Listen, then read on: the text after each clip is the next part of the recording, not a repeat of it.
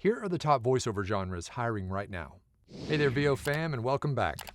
So, have you ever wondered what actual voiceover genres actually pay the bills? You might be thinking of cartoons or video games, and while those can be fun and also lucrative, they're not even close to what actually pays the bills for most voiceover artists. So today I'm going to break down the most hired voiceover genres, how to position yourself for those jobs, what the clients expect, and why the demand is so high. So stick around because by the end you're going to know exactly where to focus your voiceover efforts depending on what genre you're actually interested in pursuing. Before we dive into the actual genres, I want to talk about why this matters. Voiceover is built on niches, and you need to know which niche or genre your voice fits the best. Now, it might be multiple niches, and that's great. That just multiplies your chances of getting work.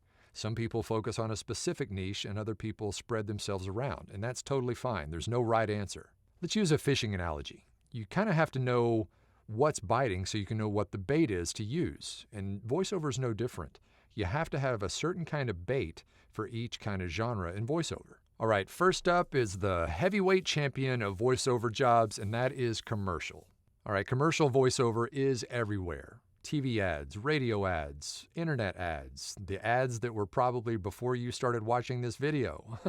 They are everywhere. Brands are constantly launching new campaigns, which means that they're always on the lookout for new voices. Now, the reason why this genre tends to hire more than any other is because these campaigns that these companies put out there are not evergreen.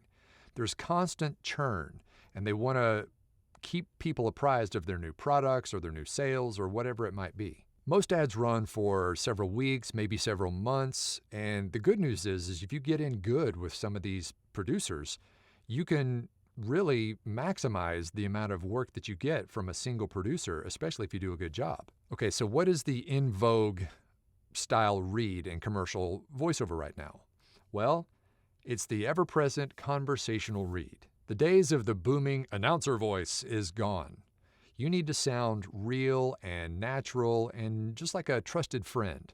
Those are the voices that are actually getting booked right now in commercial. So if you're brand new, commercial is a pretty good way to start as long as you've got a good commercial demo. Remember, your professional demos are your calling card. Most people will start with a commercial demo because you can show the most range in one of those kinds of demos. And then once you actually get in with one of these producers or these companies, then who knows, it could turn into repeat work. And of course, if you start booking work with known companies, a BMW or a Microsoft or a Coca-Cola, then that looks great on your website and your resume. Those credits really add up. Next on the list is corporate narration. This is not as sexy as commercials, but it is actually very lucrative if you can find the right way to get in. This includes things like training videos or onboarding content, maybe an HR video showing people how to sign up for benefits. Those kinds of internal communications that companies have, every company needs them and they all need a voice. And here's the thing, most of this content will never see the public eye. It's all for internal only content, proprietary videos and things like that. So it is a very untapped resource for a lot of voice talent. Corporate narration is a gold mine because a lot of these companies, they roll out new training all the time. And if you can get in good with the producer of these companies, you actually can get repeat work month after month or even year after year. Once they trust you, then you'll be their go-to voice for who knows how long. Now, is it glamorous? No. Nobody's showing up to Comic-Con to hear the voice of the HR training video. But a lot of your voice actors out there, this is what they use to pay the bills. It's dependable, it pays well, and the volume is high. So if you're serious about making this a full-time career, look into corporate narration. Like I said, it's not sexy, but it definitely pays the bills, and it's good, repeat, steady work. Okay, next one is e-learning. Now this is similar to corporate narration, but just a little bit different. Think of things like online courses or digital universities or software tutorials. These are the kinds of things that e-learning, similar to corporate, will get you. The e-learning industry is soaring, and the reason why is that after the pandemic, lots of training went online only, and they discovered that it's a much easier way to deliver content. An e-learning script is typically much longer than a corporate narration script. It's usually broken down into several modules, and a lot of people pay by the finished hour or by the module. There's lots of different ways to pay, but typically it is a much longer process to create an e-learning than, say, a corporate narration and definitely a commercial. And once again, repeat work. A lot of these modules continually get updated, and guess who they need to make it match the original content? They need you.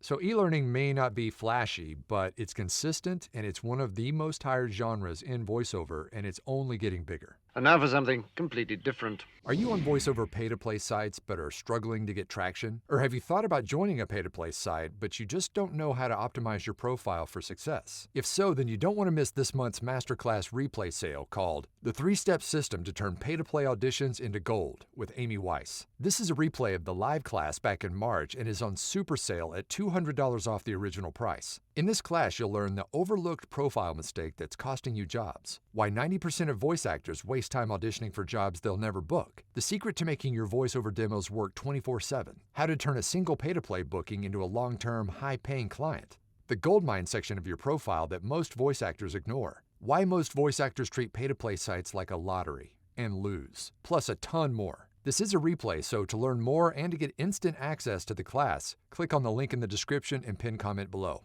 And now back to your regularly scheduled program. All right, now let's talk about the one that a lot of people think of when they first think of voiceover, and that's audiobooks. Audiobooks are exploding right now. Thanks to platforms like Spotify and Audible, the demand for these has never been higher. There are thousands of titles coming out every year, and they all need someone to narrate them. So here's the kicker with audiobooks. These are much longer projects than the ones we've already talked about. We're talking, an 8 to 12 hour finished audiobook could be something like 40 to 60 hours worth of work. But here's the payoff.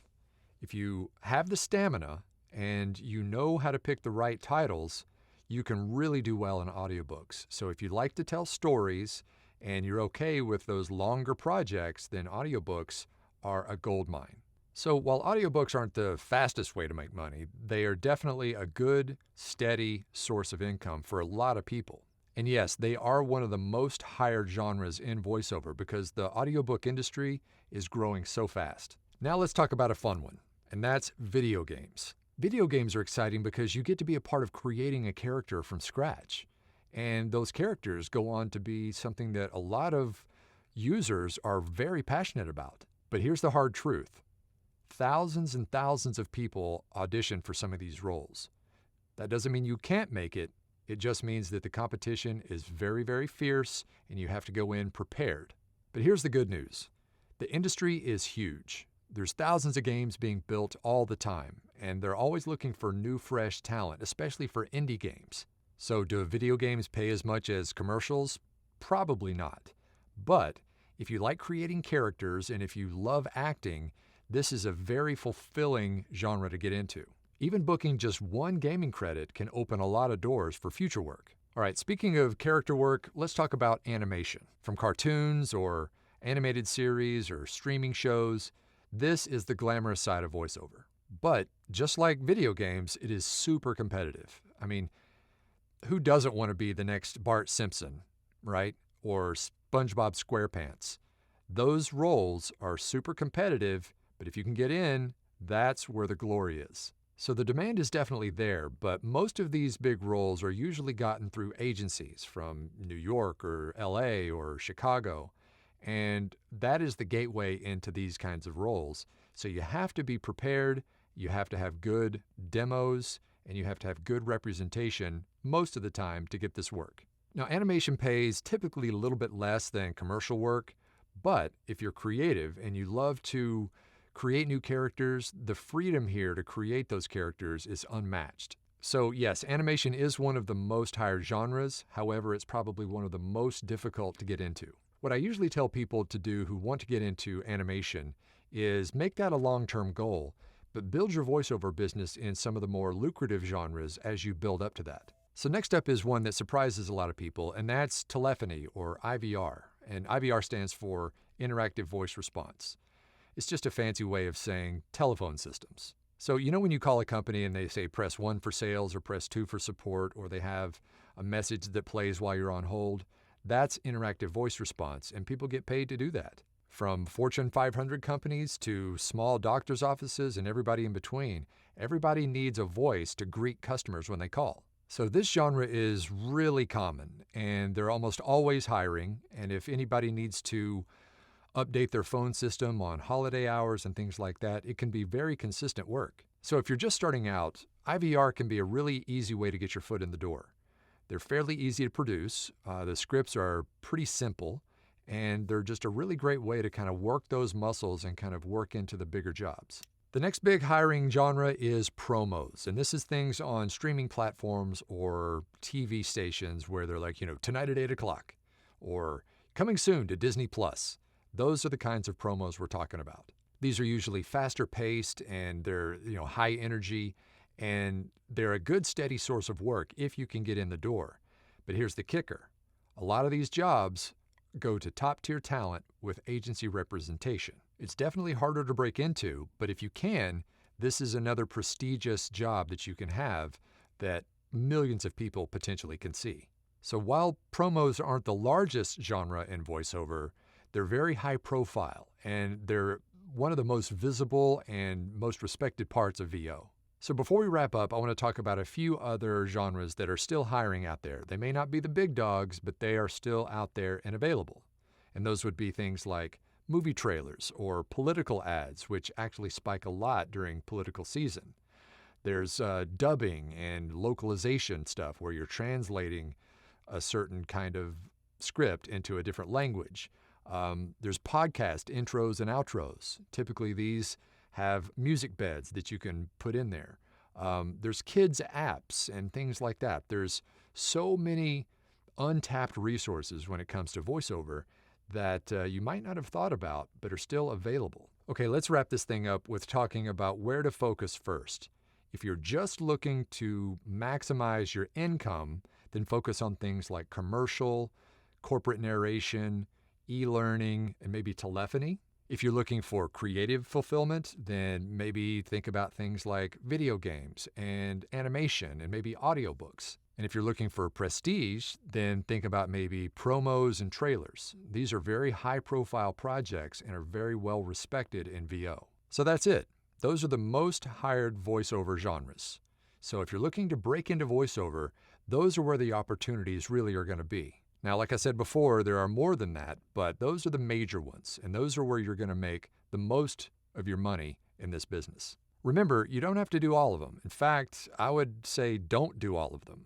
Just pick 2 or 3 where you feel like you fit best, and then work on that as a foundation, and you can always expand later. All right, now I want to hear from you. What genre are you most excited about? Let me know in the comments. And as always, if you found this helpful, don't forget to hit the like button and the subscribe button and maybe even that notification bell so you can get this content as quickly as possible, and I'll see you next time.